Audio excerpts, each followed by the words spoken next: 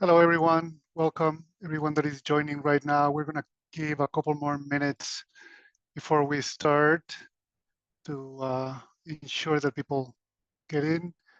We see the numbers are rapidly rising. As you start, if you would like, please use the chat option at the bottom to introduce yourselves. And we should be starting in perhaps a couple of minutes. Thank you.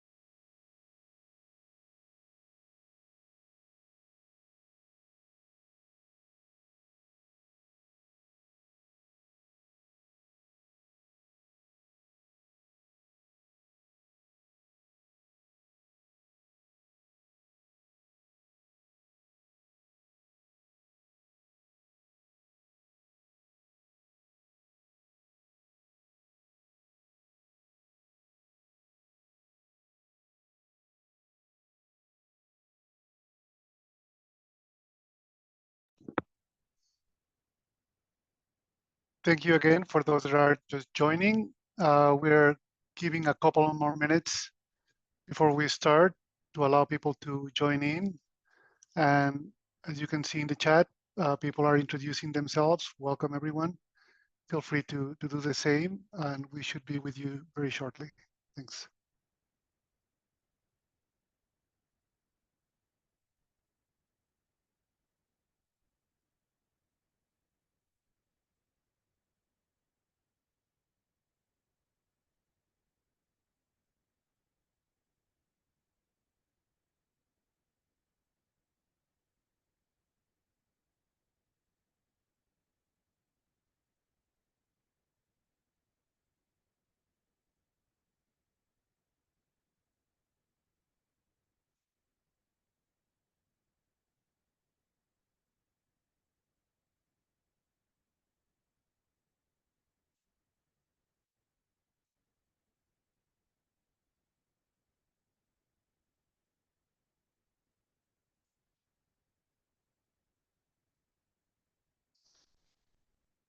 Okay, I think we are ready to start. My name is, first of all, thank you all for joining. Good morning, good afternoon, or evening, depending on where you are today. My name is Ricardo Bracho from the National Renewable Energy Laboratory in the United States, where I collaborate in the Global Climate Action Partnership Program, and I will be the moderator for today's webinar. The webinar today has the topic of energy and forms part of a series of webinars that have been provided leading up to the Global Climate Action Partnership Global event. And this series is focused on the alignment of the nationally determined contributions, or NDCs, and the long-term strategies, or LTSs. This will lead again to the discussions in the Global GCAP workshop. Before we begin, we will hear from a colleague, Sophie Schrader, some housekeeping instructions on the utilization of the Zoom platform. Sophie? Hello, everyone. Thank you for joining us today. I will make this super brief so that we can dive into the content that you're here to listen to today. As you may have already noticed, this webinar is being recorded. We record these sessions so that we can share the recording as well as the presentation in PDF form with all registrants. So please do be on the lookout for an email following the session with all of that information. All participants will be automatically muted throughout the webinar. However, we strongly encourage you to use the chat feature, which many of you are already very active in, as well as the Q&A function. Both of these features can be found in the toolbar at the bottom of your screen. But if you have any questions or if you encounter any technical issues, please don't hesitate to reach out to myself, Sophie Schrader, or my colleague, Holly Darrow, and we will do our best to assist you. Audio settings can be adjusted so that you can listen on whatever device makes the most sense for you. And also you are encouraged to use the closed captions feature, which can be found by clicking the 3 buttons that provide more options, and then you can select the language of your choice. Additionally, we will have a survey that launches at the end of the event. And we really do read through all of the responses to these surveys to ensure that future events can be as beneficial as possible to all of you. So with that, I will hand it back to Ricardo so that we can begin. Thank you. Thank you, Sophie. The agenda for today will start with an overview of the GCAP and the Clean Energy Solutions Center by Caroline Uriarte and Holly Darrow. I'm sorry. And after that, we have a couple of great presentations. One from Mr. Farhan Rana from the International Renewable Energy Agency, who will present on the topic of the alignment of NDCs and the long-term strategies in the energy sector. And the second presentation, it'll be a pleasure to we have the pleasure to receive with us Undersecretary of Energy from the Ministry of Energy of Panama, Ms. Rosilena Lindo-Rigg. So with that, let's start with the first overview from the GCAP. Caroline? Hello, everyone. Thank you, Ricardo. Welcome to this webinar on behalf of the GCAP. It's the Global Climate Action Partnership. I wanted to give you just a quick overview of what the partnership is all about. It used to be called the LEDS Global Partnership, and I see many of you are already members. And the ones who are not, we very much welcome you to join and take advantage of this exciting partnership. So GCAP is a network, I would say it's a community of climate leaders around the world that are working to accelerate the implementation of the Paris Agreement, the NDCs and the LTS. And we do that through collaboration and peer-to-peer exchange, both globally and regionally. When we were launched back in 2011, again called the LEDS Global Partnership then, and now evolved to be the Global Climate Action Partnership, we started as a very small group, and we've grown over the years, over more than a decade now, to about 4,500 climate leaders around the world. So we've had to be innovative on the way that we facilitate the peer-to-peer exchange and the activities in the benefit of the members. It's very much a member-driven platform. And the way we do now, this is through very robust regional platforms in Africa, Asia, and Latin America, and the Caribbean. Move to the next slide, please. Thank you. Our aim is, again, to advance LTS and NDCs. We work on policies and regulatory frameworks on making sure that we're supporting countries also on the implementation, on the pipeline of projects that are bankable, are scalable and replicable, helping to mobilize investments for implementation and enhance capacity.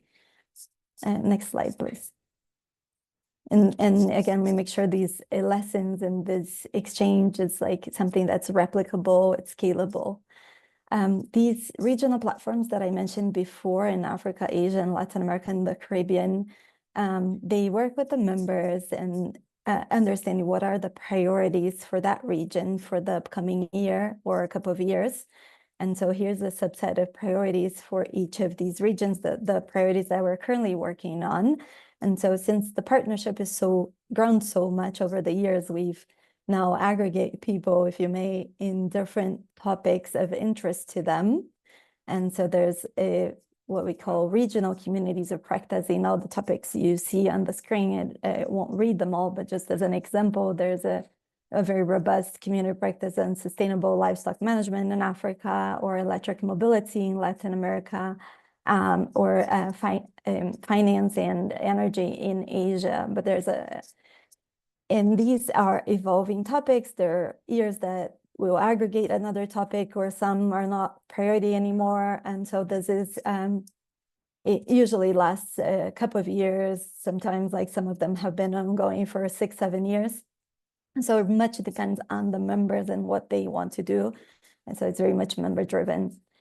If you, aside from these communities of practice, I would note that we do have a technical assistance to address particular needs from countries. It's a short-term advisory support called the Climate Action Accelerator. And the idea is to support countries in taking the next step towards their NDC and LTS, whether that is economy-wide or a sectoral approach, with the idea that those bilateral technical assistance are then shared again through these communities of practice in the global partnership. I encourage you to join. If you are not yet a member, you can reach out to us at the Secretary at globalclimateactionpartnership.org, or you can go to our website and there's a join link there as well. And you're more than welcome to this community. It's open to any stakeholder, being from governments or private sector or academia, or you name it. It's a very inclusive and open network.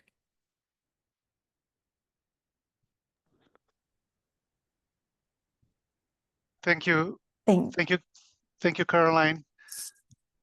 We will continue with a short overview of the Clean Energy Solutions Center by my colleague Holly Darrow. Please, Holly. Hi, everyone. This webinar is also being brought to you in partnership with the Clean Energy Solutions Center. We can go to the next slide. The Clean Energy Solutions Center is an initiative of the Clean Energy Ministerial that's dedicated to accelerating the transition of clean energy markets and technologies through policy assistance. NREL is the operating agent for the Clean Energy Solutions Center, and it's led by Australia and the United States. We have a wide range of energy partners that support developing nations around the world in strengthening clean energy policies and finance measures. Go to the next slide, please. We have 3 flagship services, one being the training capacity building that this webinar is a part of, another being the resource library, which has a wide range of curated reports and resources dedicated to clean energy policy and moving clean energy forward around the world. And our flagship service is really the Ask an Expert service, which provides expert assistance on a clean energy issue to developing country governments around the world at no cost to them. If you are interested in submitting a request to the Ask an Expert service on your clean energy issue, please reach out to us at our website, which I will put in the chat. And we're excited to be presenting this webinar series in partnership with GCAP. Thank you very much.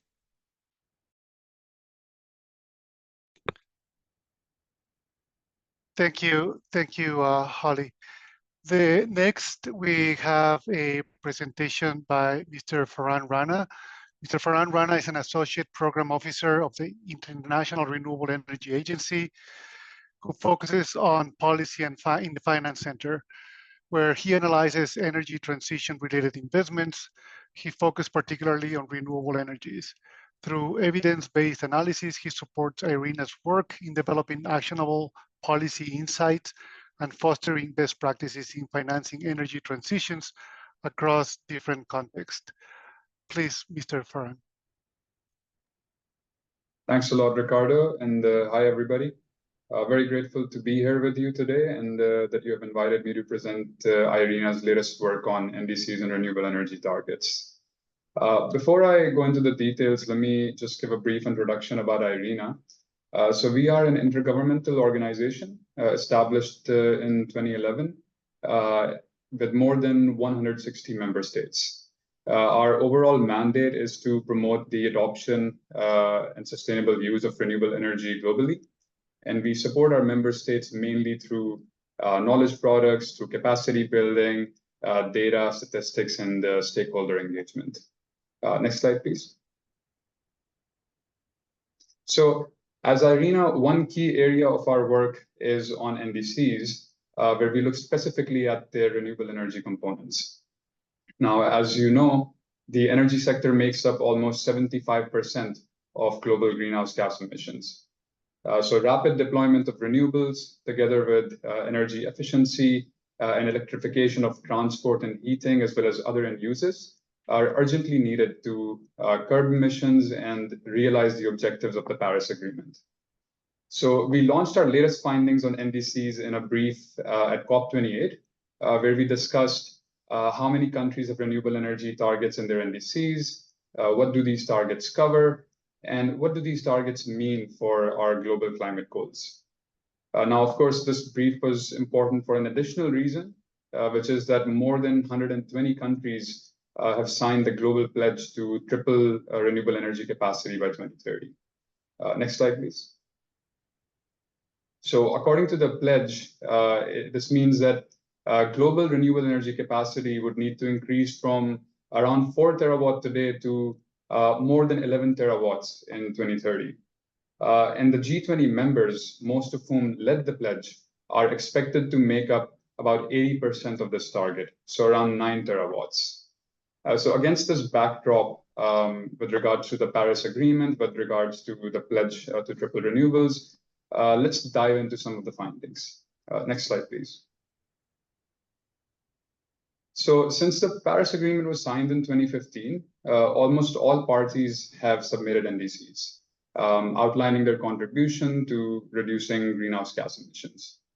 And since then, about 178 parties have submitted new or updated NDCs, of which 108, which collectively represent 84% of global greenhouse gas emissions, have actually enhanced their ambition in terms of emission reduction targets. The remaining parties, which make up about 16% of global emissions, have either not enhanced ambition yet or have yet to submit an NDC. Next slide, please. And so as you can see, within these emission targets, countries have identified sectoral measures. As we find, and the UNFCCC confirms, most measures are focused in the energy sector. And renewable energy deployment is the most frequently mentioned mitigation strategy. As of October 2023, about 184 parties mentioned renewable energy in their NDCs, of which 148 had a quantifiable target. And as you can see, most of the targets focus on the power sector, while dedicated targets in other end uses such as heating and transport, which are also needed, were only submitted by 33 parties. Of course, this prioritization of the power sector is quite consistent with the fact that almost all global trends and scenarios say that electricity's role in the total final electricity consumption is expected to expand significantly over the next few decades. So staying with the power sector, let's dig a bit deeper into what do these targets mean for our climate goals, for the tripling pledge, and for countries that are planning to reap the multiple socioeconomic and energy security related benefits of renewables. Next slide, please. So to understand this, we've analyzed these targets across 4 key dimensions. First, it's ambition. So how ambitious are countries, particularly the G20, with respect to tripling renewables? Second is progress. How are countries progressing with respect to their commitments?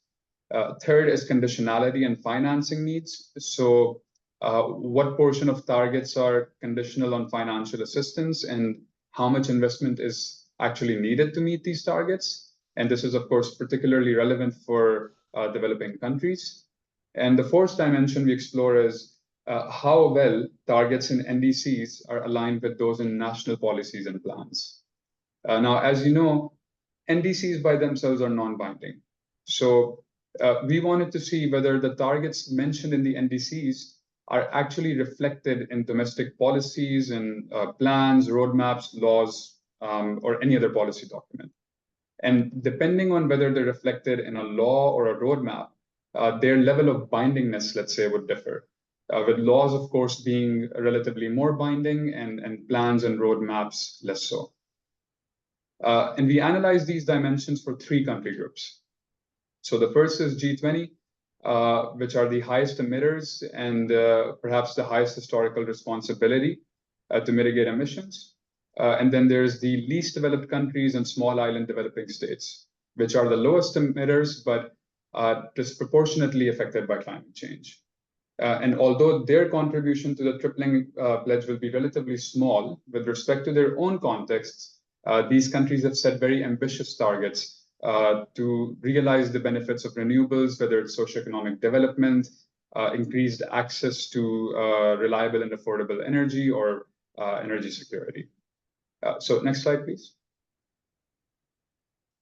So starting with the G20, as you can see, to be in line with the tripling pledge and IRENA's 1.5 degree scenario, G20 parties alone will need to reach renewable energy capacity of 9.4 terawatts by 2030. But as per their NDCs, they're only targeting to reach 4.6 terawatts. So this only gets us halfway to where we need to be. In other words, current targets need to almost double in ambition to be in line with the pledge to triple renewables. But I should mention that many G20 parties do not actually explicitly mention renewable energy targets in their NDCs. But instead, they'll use language like, we will deploy renewables in line with this national energy policy or this national energy law. So if we even look at that law or policy and consider that NDC as having an implicit target.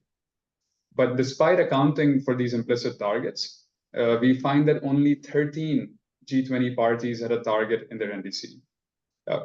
So on the other hand, when you look directly at G20's national energy plans, policies, and laws, almost all of them have renewable energy targets. But even then, as you can see, this only gets us to 6.1 terawatts, which is still 30% less than what is needed. So the main takeaways are that not only the ambition is low, we also see some misalignments between what countries say in their NDCs under the framework of the Paris Agreement and what they say in their national policy documents. Finally, there are a few developing countries in the G20 that have conditional targets. Some examples are India, Indonesia, Turkey, and they are calling for more international financial support. Now, some of these countries are, of course, well placed to attract investments and are embarking on new financing programs, such as the Just Energy Transition Partnerships in Indonesia and South Africa. But considerable uncertainty remains regarding these programs with regards to their sufficiency, with regards to the just element, so to say. Now, if you can go to the next slide, please. Now, on the other hand, let's say the emissions spectrum are the least developed countries. So together, they contribute to less than 4% of global greenhouse gas emissions. Yet, they face the brunt of climate change. But recognizing the opportunity offered by renewables, not only to build climate resilience, but also for socioeconomic development, increased energy access, and energy security, LDCs intend to more than double their renewable energy capacity. So going from 47 gigawatts in 2022 to more than 100 gigawatts by 2030. But about half of this, around 28 gigawatt, remains to be installed unconditionally. So through a mix of domestic and international funding sources. But another half, an additional 30 gigawatt, is conditional on securing additional international financial support. So I'll touch more on finance later, but here I did want to point out the variation in technology breakdown when you look at the conditional and unconditional targets. So conditional targets, which are contingent on international financial support, tend to focus on relatively more emerging technologies. So solar PV is about 49%, and onshore wind is about 28%. Whereas in unconditional targets, which are likely to be met through a mix of domestic and international sources, we see a higher share of hydropower, typically because in the past, hydro has relied more on domestic public funding. Next slide, please. So back to finance, we estimate that LDCs need more than 100 billion to achieve the targets that they've set for renewable energy, out of which at least half must come from international sources. But by historical standards, the support for LDCs remains chronically low. Between 2013 and 2020, they received less than 1% of global investments, which is less than $30 billion US. In the next 7 years up to 2030, investments must more than triple. So at IRENA, we strongly advocate for the international community to step up to fill this financing gap. Otherwise, we risk delaying the energy transition or having one that is not just or not inclusive. Next slide, please.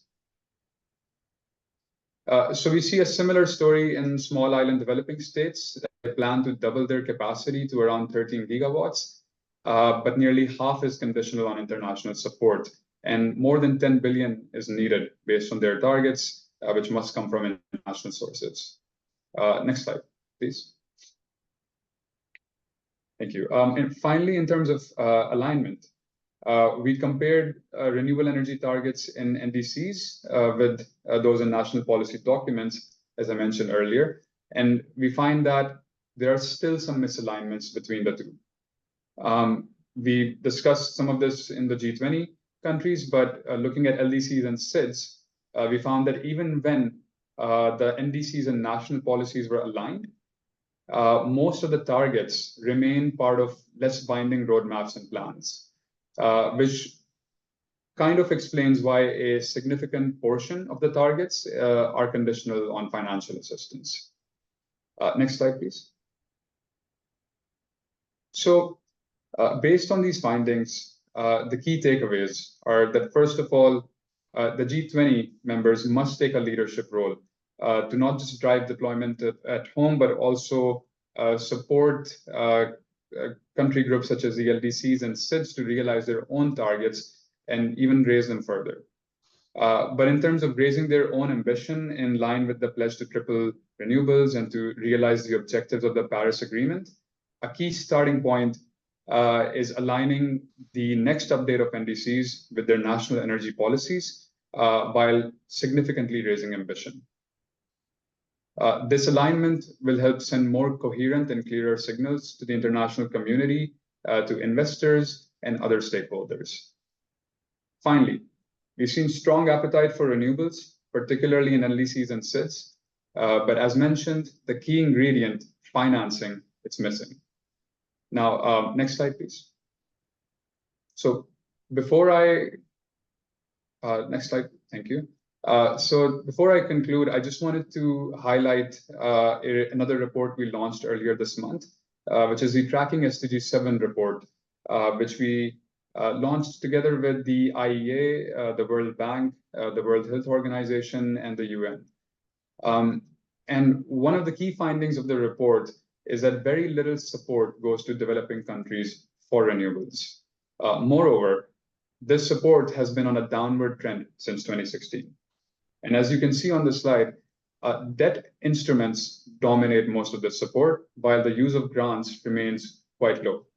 And this is especially concerning, given that many countries already face very high debt servicing costs, which limits their ability to spend on basic social services, respond to extreme weather events, let alone invest in renewable energy infrastructure.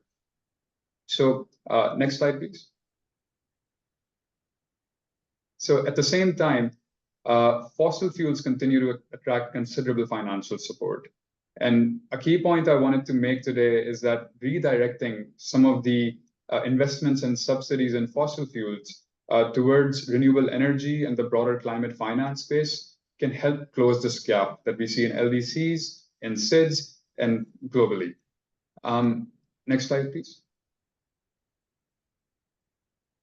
But such financial support has to come at terms that makes sense for these countries.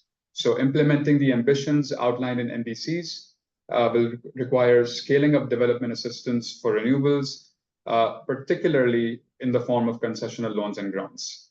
This is one of the key prerequisites for meeting our energy and climate goals in a just and inclusive manner. And it will hinge on strong international collaboration between governments, bilateral donors, MDBs, DFIs, and other stakeholders. So with that, I end my presentation. I guess we'll meet later in the Q&A. Thank you for listening so far, and back to you, Ricardo. Thank you. Thank you very much, Farhan. And just a reminder that we welcome questions in the chat, please, for the panelists. So please follow through. We'll have a question and answer period after the next presentation.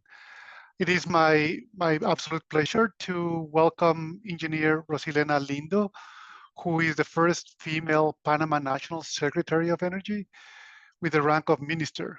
She previously served as Deputy National Secretary of Energy for 3 years, and she's also a member of the Panama National Energy Transition Council. She is a mentor of the Global Network of Women for the Energy Transition and a member of the Global Council of Climate Champions. Ms. Lindo was a co-chair of the Latin American and Caribbean Renewable Energy Initiative, RELAC, during 2022 and 2023, an initiative managed by the Inter-American Development Bank. Welcome, Ms. Rosilena Lindo. Good morning to everybody. Good afternoon for the ones that are not in this side of the world. And for me, it's really a pleasure to share with you the process of aligning the role of the energy sector to enhance the ambition of our NDC. I don't know if you can please follow the next slide, or I should. Thank you. Thank you very much.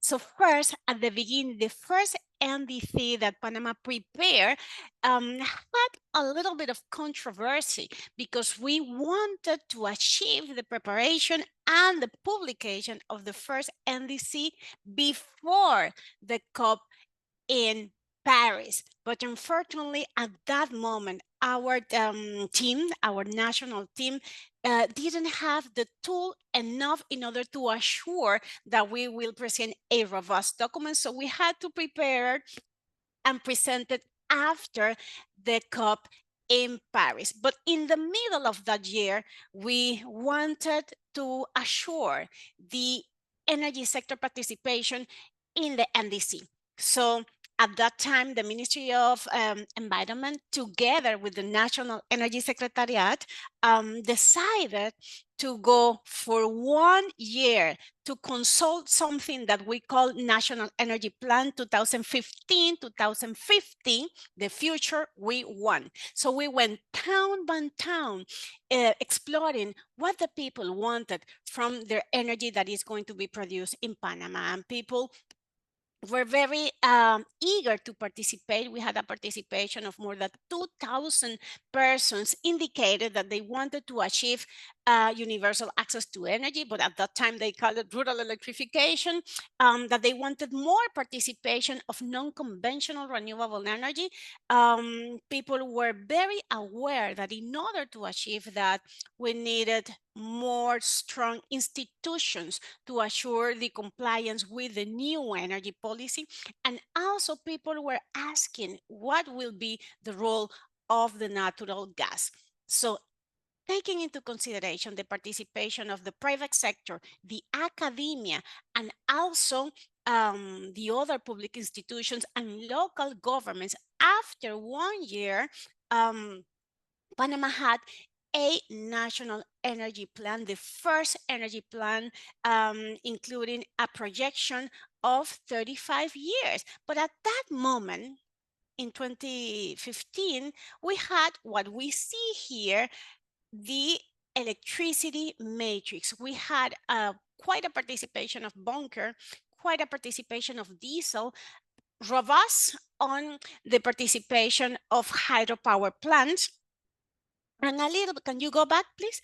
And a little bit of the participation in 2014. You can see here slightly a yellow line that was 1% of sun, that was participation, the photovoltaic participation of the energy matrix.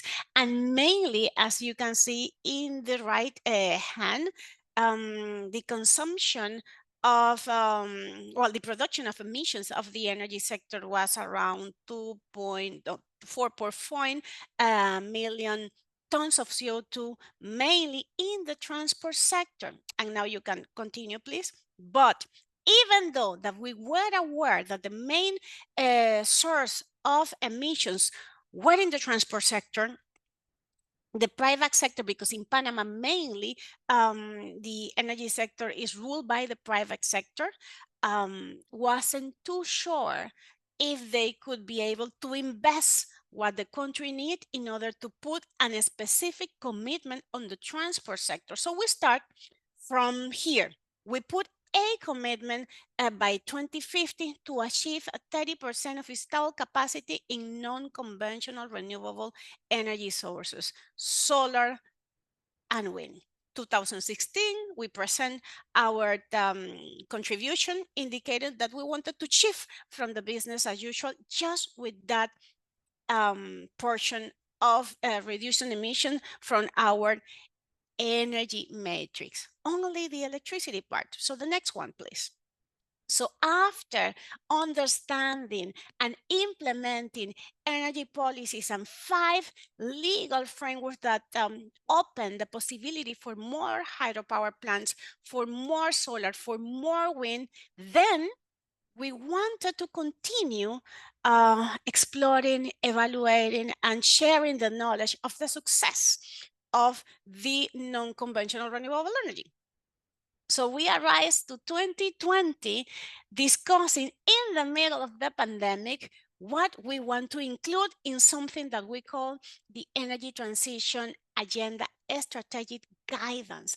At that moment, we wanted to use the technological revolution to make our solar and wind power to grow, but also including the role of electric vehicles in the reducing emissions from the transport sector. We wanted to include more about energy efficiency. We prepared the country. Not only the Ministry of Environment was getting the capacity building on how to really measure and confirm the reduction of the emissions, but also the National Energy Secretariat was doing the same thing.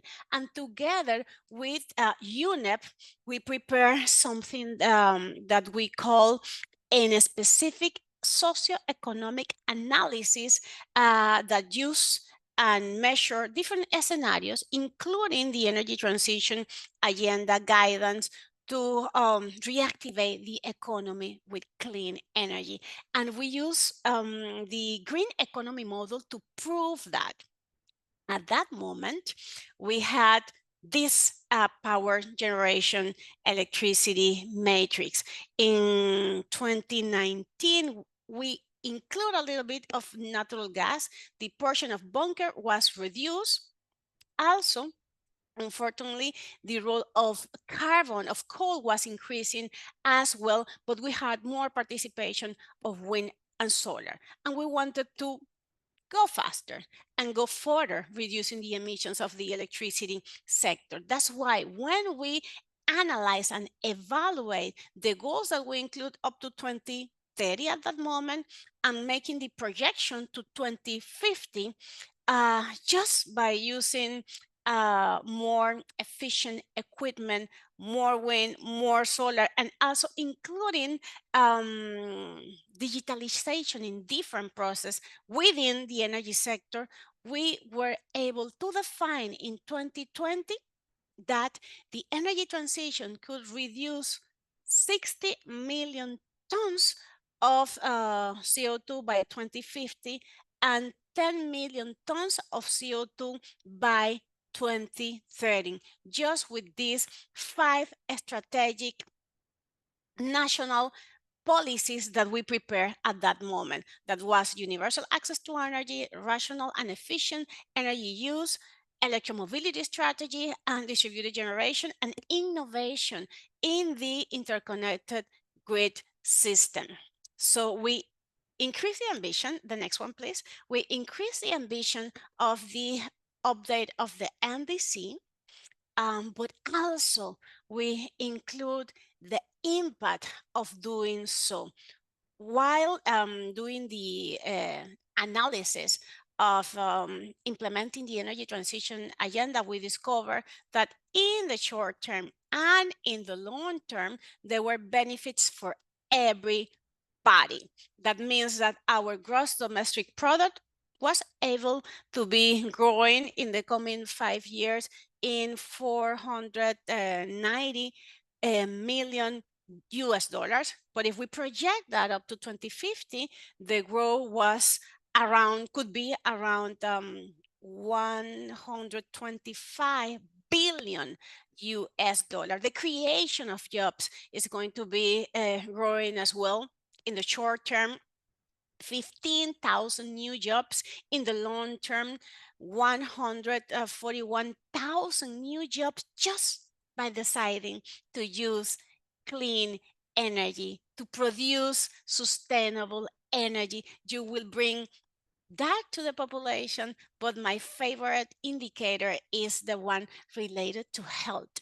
By doing so, we are going to save people from going to the doctor, from having respiratory diseases, and by 2050, we will be saving more than 600,000 persons are not going to be sick because they will have a cleaner air, and that also makes some savings for the Ministry of Health in Panama, that is around 700 more than 700 million US dollars. That means that when you increase your ambition to produce sustainable energy, everybody benefits from it.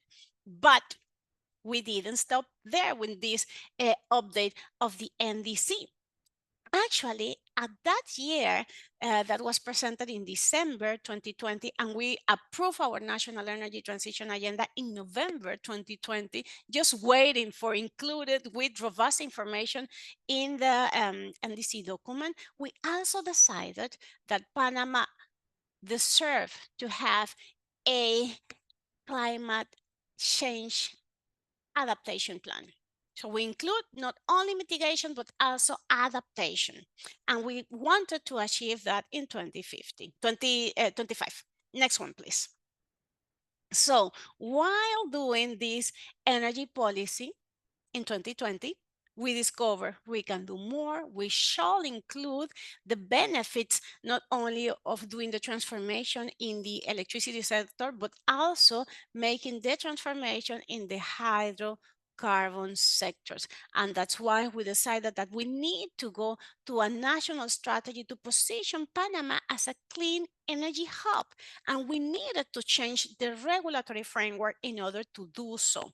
And analyzing, evaluating the potential of production of renewables in Panama, and also analyzing and evaluating the geographical position that Panama has, we decided to prepare a green hydrogen roadmap first, and a green hydrogen and derivative strategy second, in order to position Panama as a perfect place as this clean fuel supermarket, not only to produce the clean fuels as green hydrogen, green ammonia, e-methanol, and e-kerosene in our country with a specific goal for that, to sell the clean fuel to the maritime sector, to the aviation sector, but also transforming the heavy-duty vehicles fleet that Panama has. So we prepare that, and right now we already have a master plan to implement that vision for support the other countries of Latin America and the Caribbean that are producing also clean fuels, to bring that new clean fuel to Panama and become then a little place to assure and facilitate the decarbonization of the maritime and the aviation sector. But we needed to assure also that this was going to be happening in a just and equitable manner. So that's why we decided to define transversal access for the implementation of the energy transition, including communication, strategic communication, because it's not only a matter of decarbonize the industry and the production of electricity. You have also to assure that everybody in the country knows about sustainable energy technologies and that they want to buy sustainable energy technology. So we have also a strategy to communicate in a very simple language what the energy transition can do for you in order to comply with our NDC. And also we evaluate what is the role of the youth, of the women in the process. So we defined a roadmap that is called a Women and Energy Nexus, with also actions very clear in order to assure a higher participation of women in the process. We already developed two diagnosis of gender equality within the energy sector in Panama. The first one was in 2021. The second one was launched this year, and we can see the progress, but we need to do more.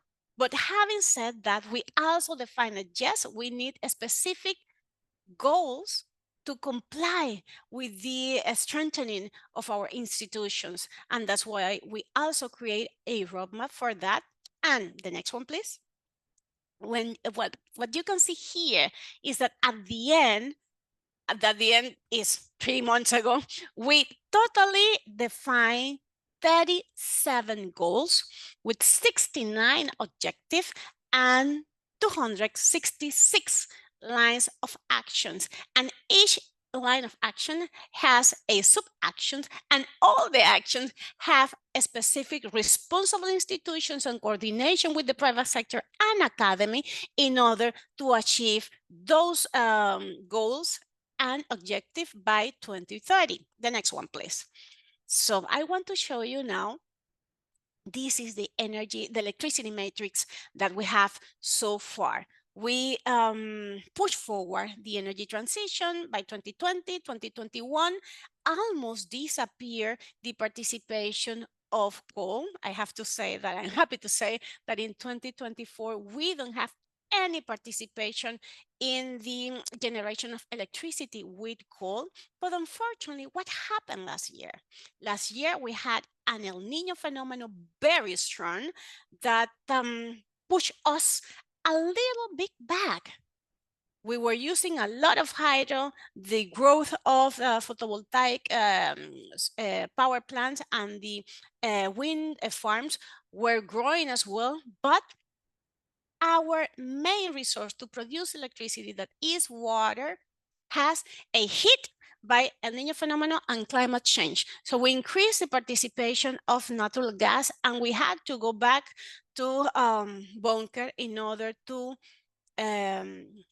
assure that the population was going to be served with electricity. But for us, that was a perfect example that we not only need to work on decarbonization, but also in building resiliency within the electricity matrix. And that's why this year, at the beginning of this year, we opened a new exclusive renewable energy tender, including the use of battery energy storage systems to assure that when it happened, because we know that it's going to happen again, that climate change could hit us hard, we are prepared not to go back to a bunker, but to go forward to use and storage the clean energy in the battery systems to have a cleaner electricity matrix that feed the electrification process of the transport sector, and also that feed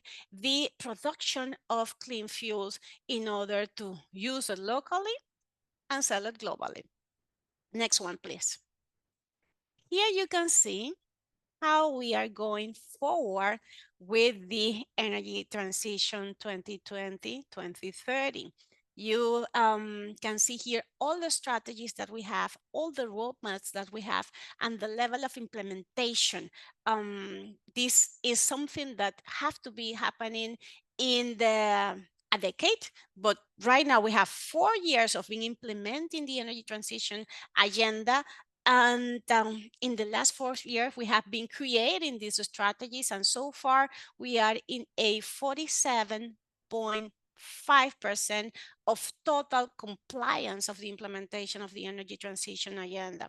For us, that means that even that we had a pandemic situation, even that the economic situation within the governmental institution was a little bit complicated, population, the banks, the private sector, is still believing that the policy that is aiming to have more sustainable energy and to use wisely the renewable energy that we are producing has taken a part of the decision-making process of all the stakeholders. People are going to the street asking for more access to small photovoltaic solar systems, and that's great. We work with the banks, with 16 banks, national banks, in order to create a specific financial mechanisms to assure that the sustainable energy is not only a thing that will be used by the families that have a higher income. Now you can find lower rates for a specific photovoltaic systems with small sizes in order to assure that we are democratizing, I don't know if that's the right word, democratizing the sustainable energy in Panama. We have been preparing pilot projects in the most vulnerable communities to implement that and to assure that this is mixed with making a better use of the governmental resources. In Panama, the electricity service is subsidized if people are consuming 300 kilowatts hour per month or less. But if you are having access to the program that we call Operation Solar, then you will receive your photovoltaic system. You won't be receiving any more subsidy, and then the government, the state, is going to be saving and relocating those subsidies to use it more wisely in our economy. The next one, please. So now with this update, then 2 weeks ago, we launched the new update of the NDC update number 2.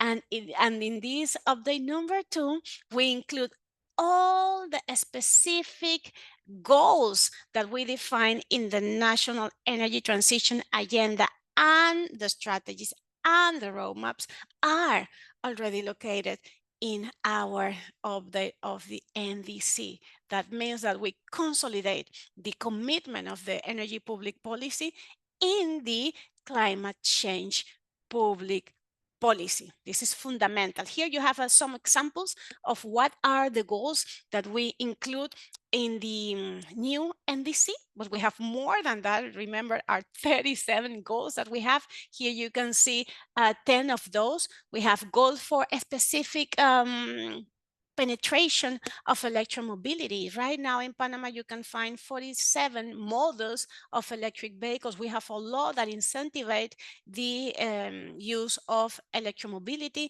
within the country. We include the reduction of emissions from the heavy-duty vehicle transport sector using green hydrogen with fuel cells. We include the elimination of coal power by 2026, even though that we don't have anymore. We put it that by law, it have to be up to 2026. We include the creation of the adaptation plan, but with more resilience. We start already with that process. We define achieving universal access to energy is fundamental for us and have to be 100% clean. Last week, we launched the electrification plan to achieve universal access to electricity by 2030, only with clean energy. And we evaluate what happens if our electricity demand grows because of climate change. That is included in the modeling process. That is included the cost of achieving adaptation by achieving also universal access to electricity is included there. And we want to assure that we are building new infrastructure, robust and resilient to climate change, but designed for a new climate. This is fundamental. It's not only providing enough electricity to light 5 light bulbs and to have a freezer. You need more if we want to develop that, and that is included there as part of our public policy and our NDC too. The next one, please. Just to clarify, If we want to achieve a new way of making public policy, we need to build new governance for the energy transition. And that's why we create the National Energy Transition Council, and all the national strategies have their own committee to achieve and assure that everybody is working on the same page, following the same path to reduce emissions.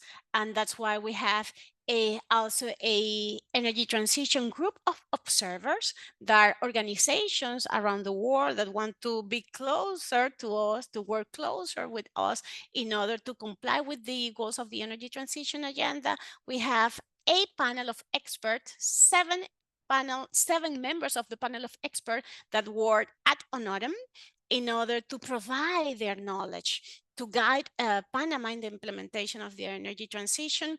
We have the High-Level Green Hydrogen Committee, the Universal Access to Energy Committee, and the most successful committee is the one of electromobility. There we have 160 professionals from the private sector and the governmental institutions and academia working together with us to assure that we comply with all that is indicated in that specific strategy and much more. The next one, please. So I'm almost finalizing here, but I want to emphasize that we are better together. We work better together. And that's why this is the first meeting that we had in 2019 when we were exploring, analyzing, hearing, and talking with all the representatives from the energy sector, hydrocarbon and electricity, to see what they want for the future of Panama.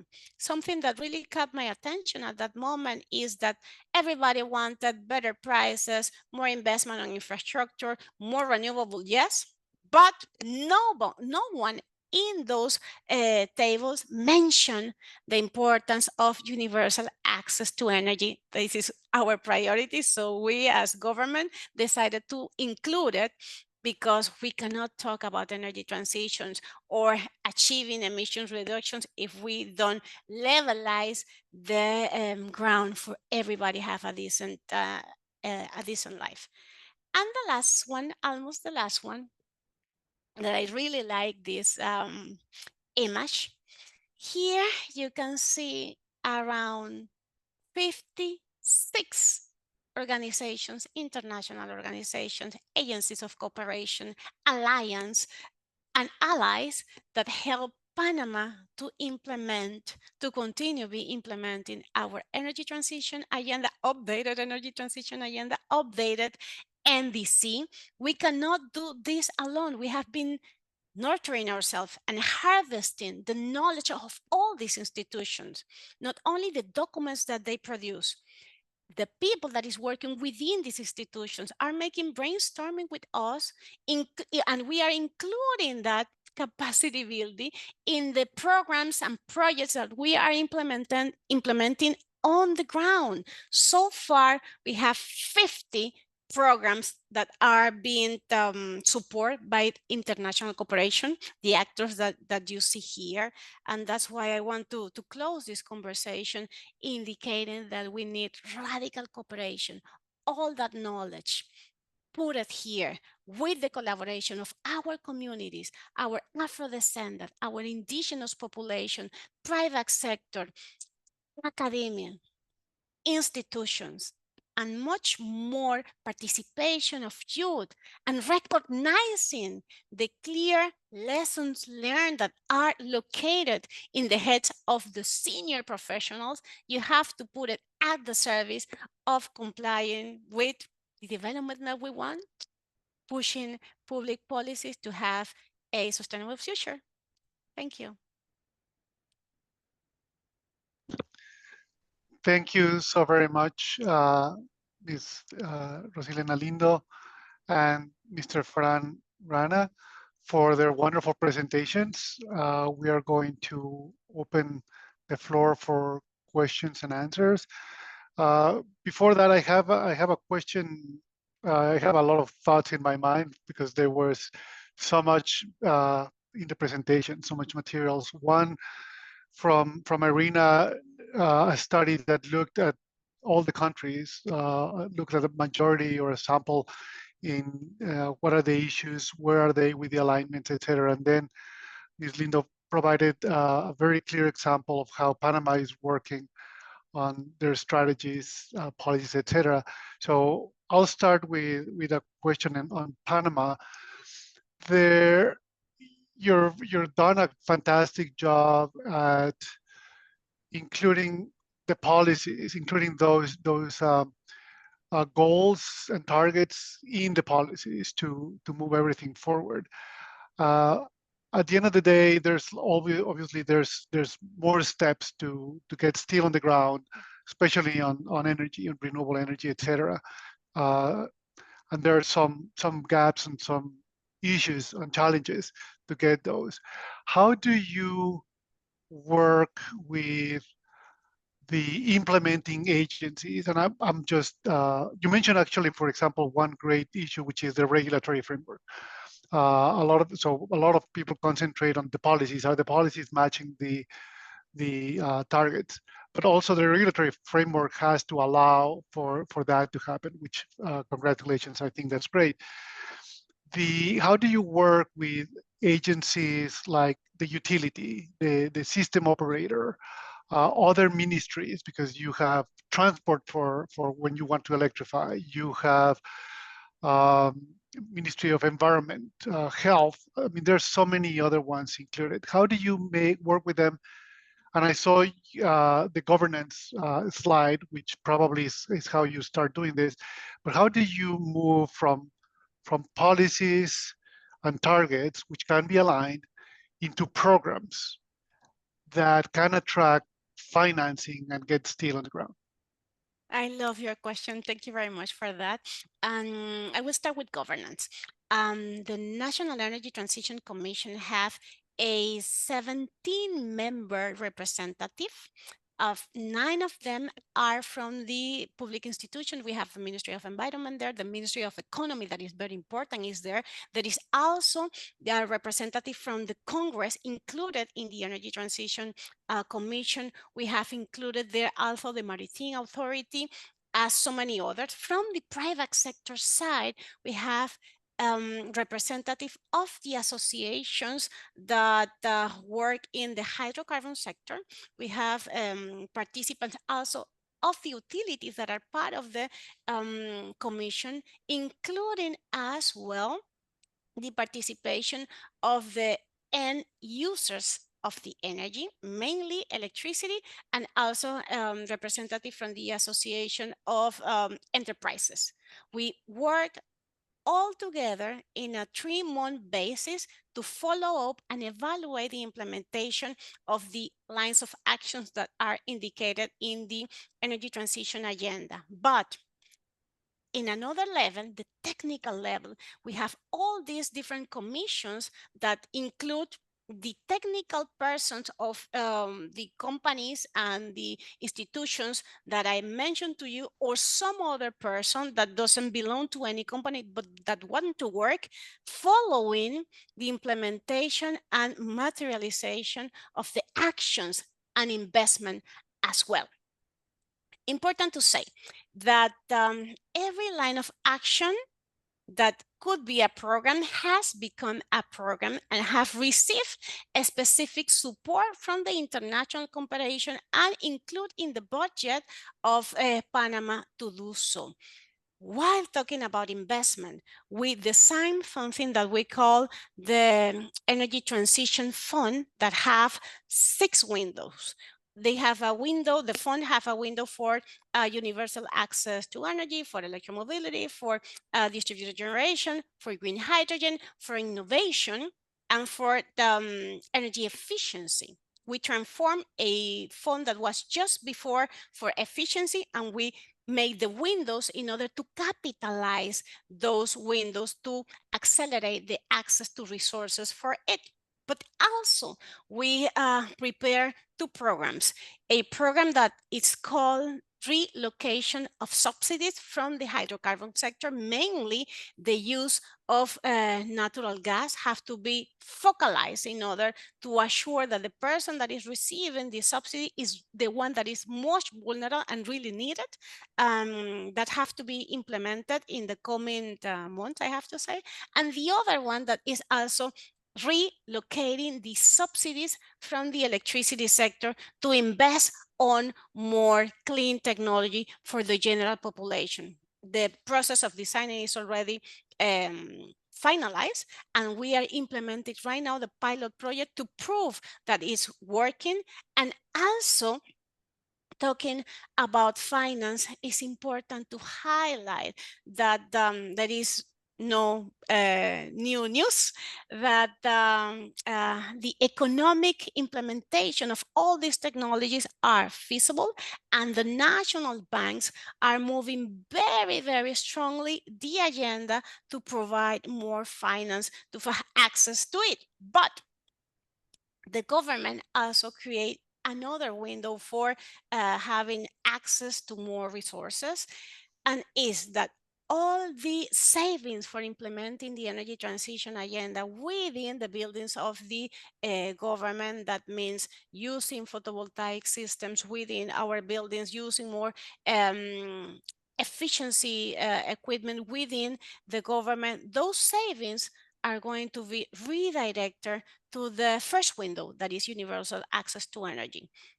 The energy transition have to finance the energy transition. And with this type of tools, we are asking also for new loans at governmental level to assure that that is happening. And I want to give you a very specific example. By having the 266 lines of actions for the energy transition, our Ministry of Economy and Finance has access to public policy loans with an amount of 2.2 billion US dollars. That's the worth of having a strong policy in order to foster the mobilization of resources to implement sustainable development. But also, those loans have a second phase. If we comply completely with the energy transition lines of actions, then we will have another allocation of resources. The energy transition in Panama to implement it up to 2030 costs around 9 billion US dollars. But by doing so in an early manner, we are going to be generating a growth in the domestic gross product of $125 billion. So what we need to do is to bring that money to the present. Continue doing so. Excellent. Thank you.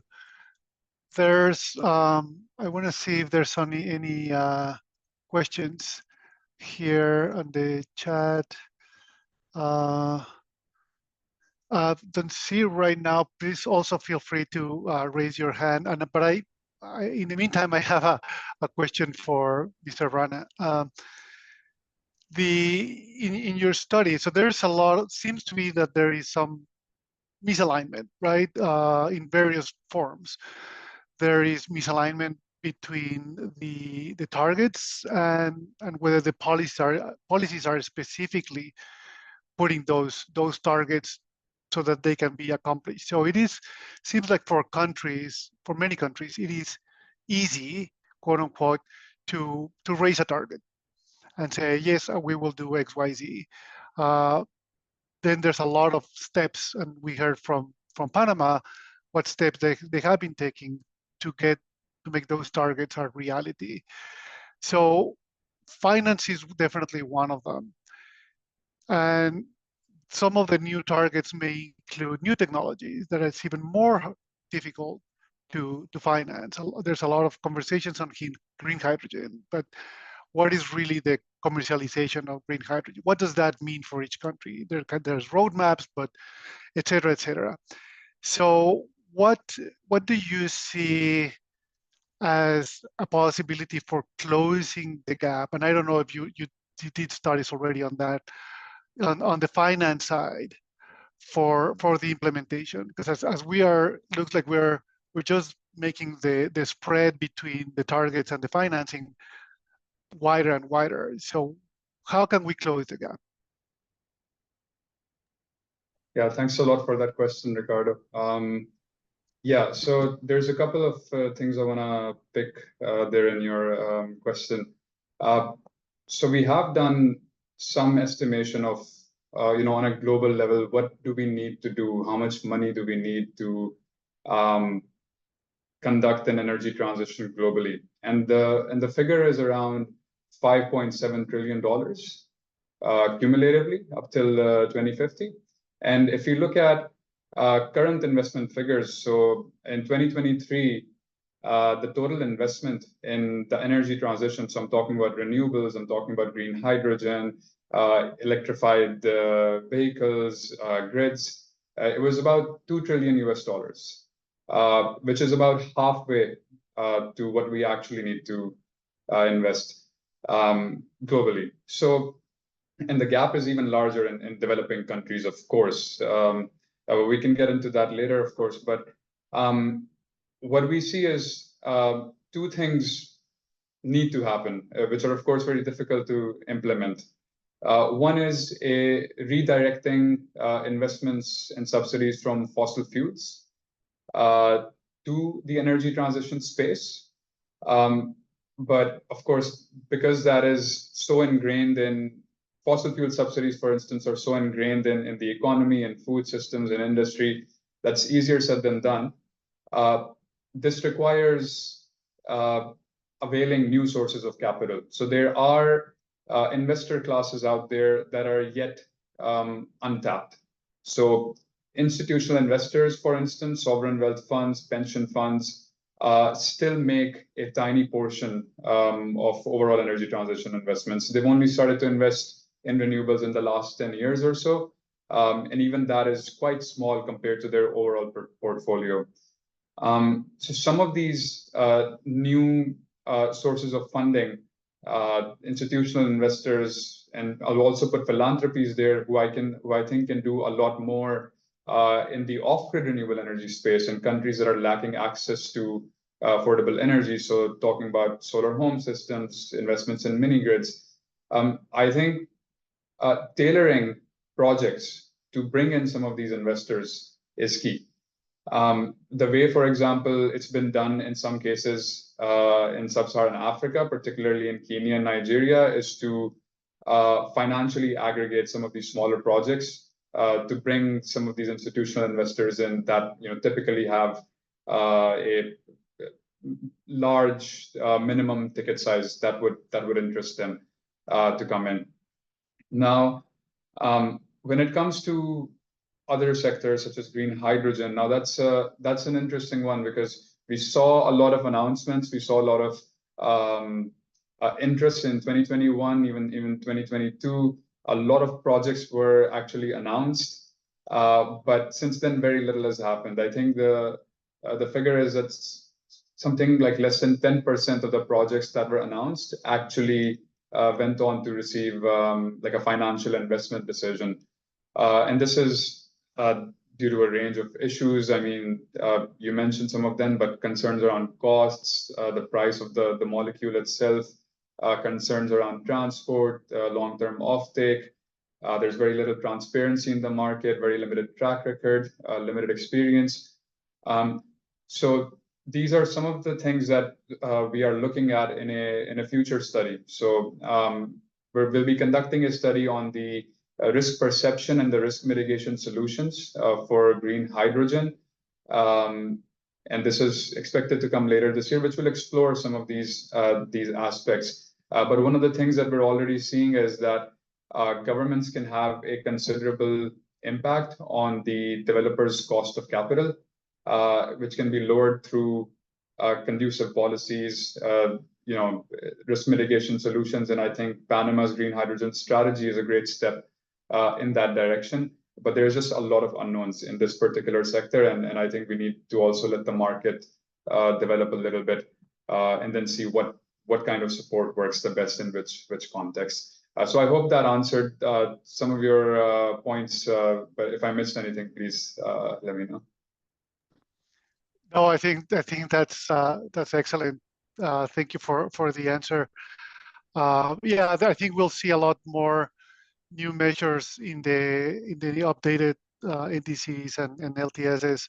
Another one that I've been hearing from several, even developing countries, obviously developed, but also in developing countries, is the sustainable aviation fuels, which could play a big role in getting us to some of those targets.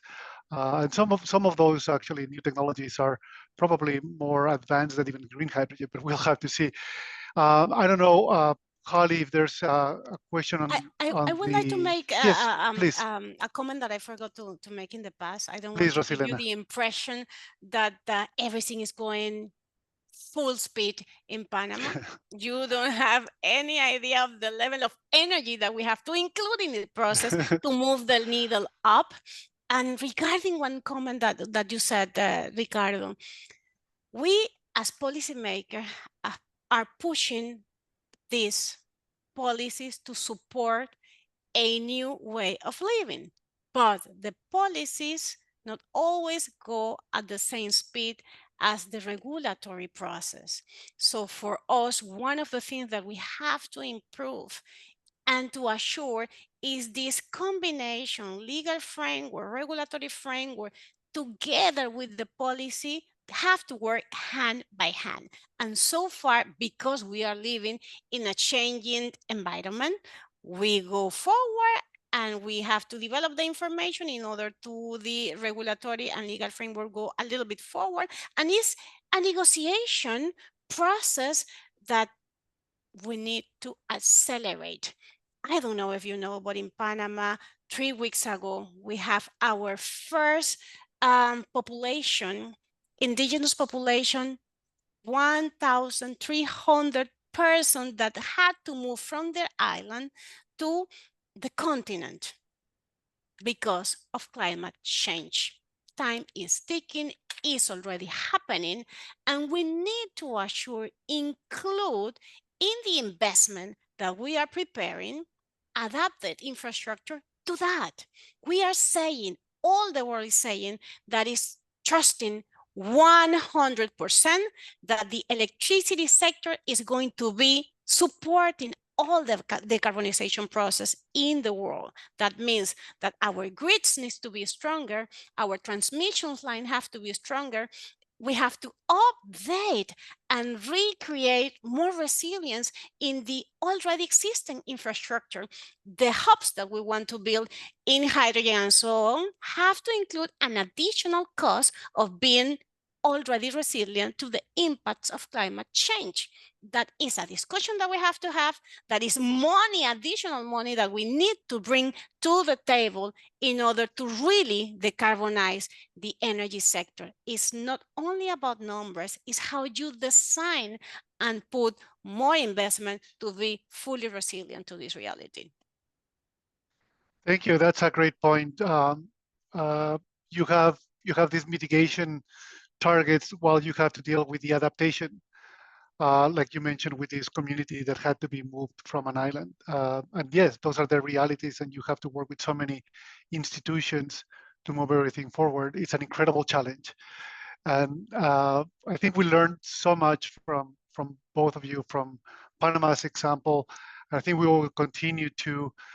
Holly, I'll pass it up to you. I don't know if there's any other questions. If not, I'd like to advance my gratitude for these wonderful presentations, very enlightening, about where we are, what the challenges are, the need to move into this alignment, not just between the different targets, the LTSs and the NDCs, but really for the implementation of programs and deployment, so that we can actually achieve those targets. And like you say, like the minister said, the clock is ticking very rapidly. Thank you again, both of you. Unless there's another question, Holly, from you, I'd like to. Yeah, there's one question in the chat.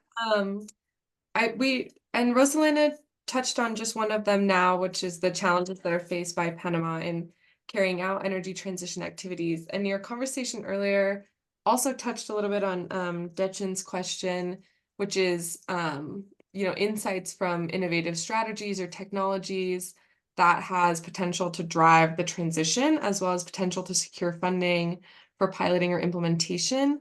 But the conversation hasn't yet touched on Nilam's question, which touches on it, especially for Irina, but obviously, Rosalinda, welcome your insights as well. About what about countries that are still dependent on fossil fuels? What's the strategy so that NDC ambition can be achieved with these conditions? Can energy mix be the solution, and how? Yeah, thanks, Holly. Yeah, it's a good question. I think the first thing I would say is the transition or the transitions will, of course, look different for each country. So depending on their own context, some will, of course, transition faster than others. But what we see is a very strong appetite to transition, and the NDCs show that willingness. But I think the other point is that some of the basic ingredients are missing. It is a capital-intensive transition, and for countries, particularly those that are quite dependent on fossil fuels, they would require access to low-cost, affordable financing, in addition to technology transfer, in addition to technical assistance. Now, I spoke about the JETPs a bit earlier, the Just Energy Transition Partnerships, and I think they are a good example of the kind of support that would be needed. Of course, as we're finding, they are a tough one to actually implement. The one in South Africa, for example, you have a country that's highly dependent on coal, particularly in their power sector. But you have this concessionary loan, which is tied to mitigating their emissions in the power sector. So that is, of course, going to be done by transitioning to renewables. But that requires way more than the $20 billion that has been earmarked. It requires deeper institutional reforms, particularly for the state utility. It requires skill enhancement and transition for the workforces, and other efforts to promote social equity and inclusion.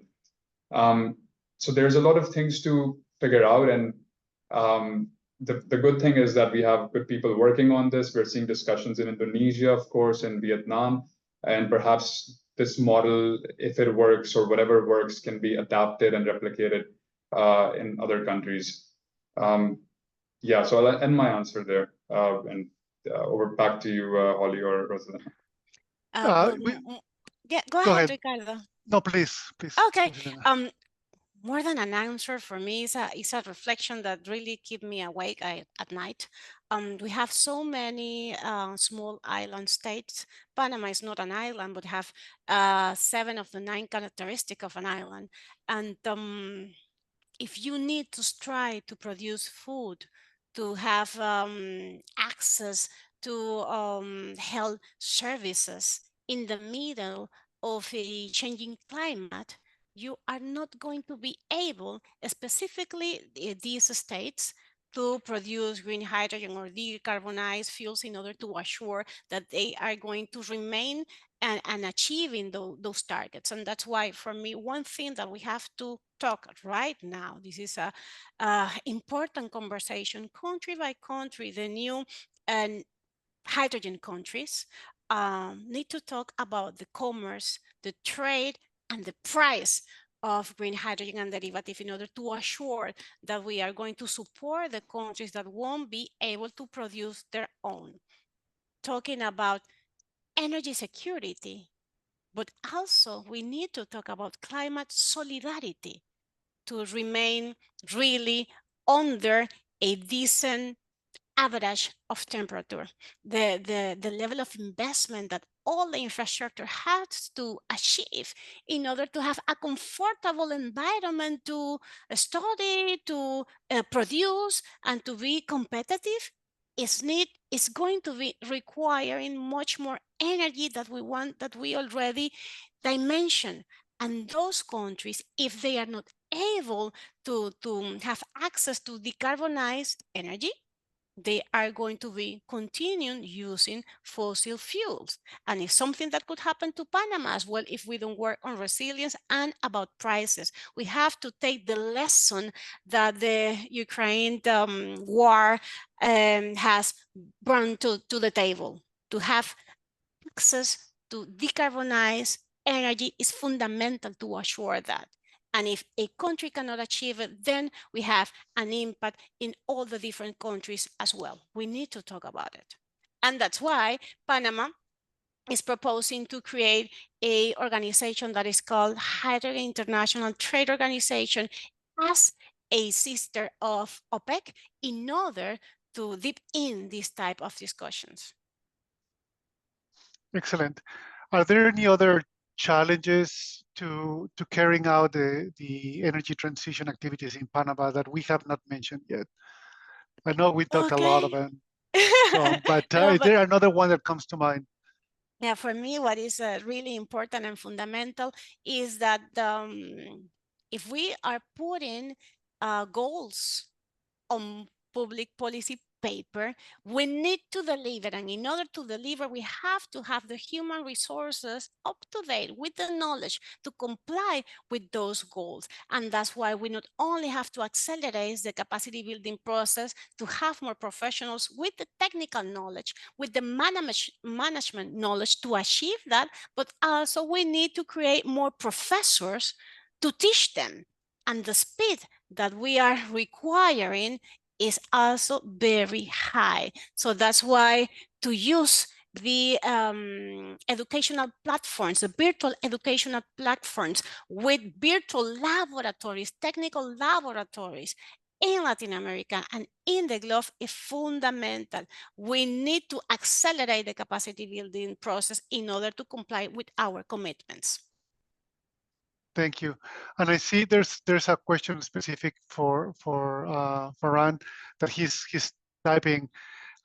Someone was asking him for examples specific to Latin America region about most successful projects that IRENA has supported in Latin America, and if they have some plans to support other plans that they have to support in the region on the energy sector. I don't know, Farhan, if you want to mention some.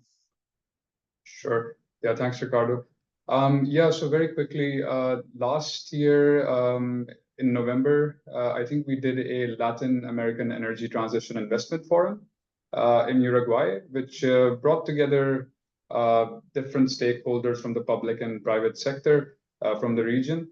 So this included governments, of course, the financial community, development partners, and the objective of the forum was to not only discuss relevant challenges and opportunities, but it also serves as an opportunity to do some matchmaking between investors and actual projects. So we have a division on project facilitation and services that has two platforms. One is the Energy Transition Accelerator Financing Platform, and the other is Climate Investment Platform. So project developers can submit their projects on these platforms, and IRENA screens through them and does some matchmaking with potential investors.